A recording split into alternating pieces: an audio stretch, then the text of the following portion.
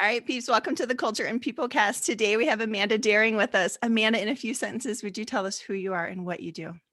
Yes, thanks for having me. I'm Amanda Daring. I'm the CEO of Nuance. We help companies find, keep, and grow amazing tech talent. Yes, and so needed. So needed.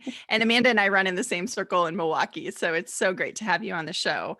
Amanda, you've been working in this culture and people space for a while. So for you, what's the best thing about this line of work? For me, I'm always astonished by like human potential. When you get the right people in a room solving really tough problems, they do that, right? I'm such a long-term optimist about people, and so for me, being able to pull them together to remove roadblocks, to help create systems that enable them to solve those problems, it's just that's the best when you bring people together and see them do something so interesting with the For time sure. and energy they have. I love it. For sure, right? That meaningful work we're all looking for. Yeah. Love it. Love it. So I'm hearing, and this was before COVID. I mean, this has been a problem for years, but we could put a COVID spin on it if you want. But engaging talent is a challenge. What are your thoughts?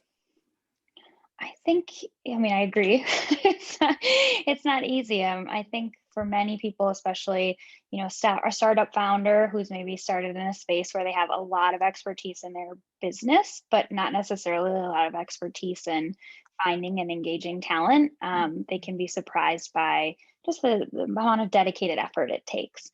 I think it's so possible to do it. I just think it's about taking a lot of small steps often. I think people are really often looking for some sort of like, I'm going to put this on my careers page. And then all of a sudden, right, we'll have everyone we need.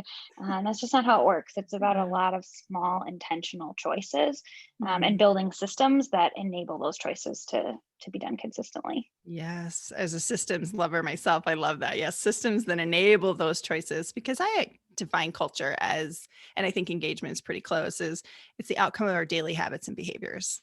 So the engagement is influenced by those daily habits and behaviors, and the culture is sort of defined by those. And so if you want to shift them, it is those small steps, right? I say it's the long game. It's not like a short return at all, which is, I think, probably why people don't do a great job of it, right? Business leaders, I mean, you and I own businesses, like there's a million things you can get distracted with in a day, right? And then you have like your zone of genius that you want to play in. And maybe that's not people, right? Finding and retaining and engaging people. So it's a challenge for sure. So what advice do you have? There's a leader listening or a startup founder or maybe even an employee, right, in a company who says, I want to make a difference in our culture. I want to operationalize, I want to own it, I want to make an impact. What can they do? My advice would be to first look at where you're headed, right? Mhm. I like to start with the end in mind and work backwards. Yeah. For me, it's less about, hey, try this buzzwordy thing that may or may not work within your organization, right? And it's more about, ultimately when you look forward in your organization, what are the things you want to hear people saying? What are the things you want to see people doing? And what can you do now to build that team? So what I mean by that is, are you looking for those qualities in a hiring process? Are you managing to those qualities? I always think of culture as being a combination of what you say, what you allow, what you don't notice. And Mhm. so looking in each of those areas, making sure you're promoting people who live those values, that you're parting ways with people who don't. I think those are the intentional actions that end up speaking a lot louder than maybe something you try to declare, right? It's Right. the team, I think, really notices it more in your actions, than what you're saying. Agreed, agreed. And I mean, I know you help so much on that front end, right? Of thinking like, what are you looking for when you go for that talent? I find that that's probably the problem, right? It starts right there. Is that they haven't really thought through how the role fits in the current organization and the future organization. So they sort of like are throwing something like, oh, I need somebody like super innovative. Well, maybe if you did the work, you actually need somebody really tactical and analytical.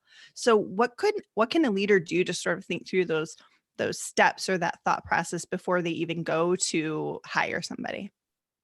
Great question. Yeah, I do think people they jump right to a job description, like, oh, I need a job Yes. description.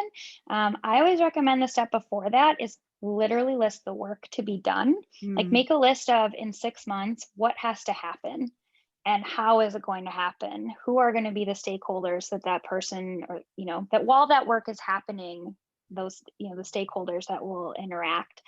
And so often I think that can be really illuminating in terms of, mm, oh, maybe I thought I needed a UX designer, but now I'm reading this and most of what I want them to do is, more like product ownership. What mm. is that going to take? Who is that person? And being really thoughtful, I think, about who's going to complement a team. I don't think it's about creating a strategy so that you have a cookie cutter of, the same person over and over. That doesn't get you anywhere. And we all know the research that, more diverse teams are stronger and better. But it's about thinking like, what are those core pieces of what they're going to do?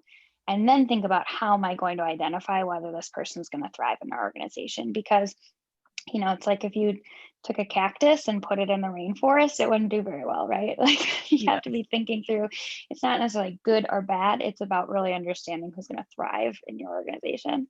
Yeah. Oh, I love that cactus rainforest analogy. I think that's really what people are getting to when they say culture fit. Like, oh, I'm not sure they're going to be a culture fit, but I think people have to back up and say, oh, they're a cactus and we are a rainforest company versus the tactical, maybe stylistic things that maybe the rainforest could just adjust to, right? They do belong in a rainforest, but they're just something, a new bright flower that's never lived in your rainforest before.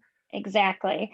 Yeah. And that's why setting out ahead of time and being really clear on what you're looking for and how you're going to, like, every stage in that selection process, who's looking for what questions are we asking? Those are the things that can sort of help to make sure that all of those delightful, sometimes helpful, sometimes not cognitive bias things don't kind of kick in and make that decision for you. Because I think that's what happens, right? It's like, oh, this is kind of unfamiliar. I think I'm going to go with something that's very familiar. We were talking earlier about systems. You have to look at your systems and think, is this working? We'll have people come to us and say, I need a manager for this group. And it's like, okay, tell me more. And it's, like, oh, well, no one we're hiring is working out. It's like, well, that might not be a man, that probably Right. might not be quite the manager to do it, right? It might be that Yeah. the selection process is off or whatever. I just think you Mhm. have to look at those outcomes and say, are our systems really serving us? Because often we want different results, but we don't go there first to fix them. Yeah, yeah. We often will expect different results, but do the same thing to get them, right? It's not going to work. It's not going to work.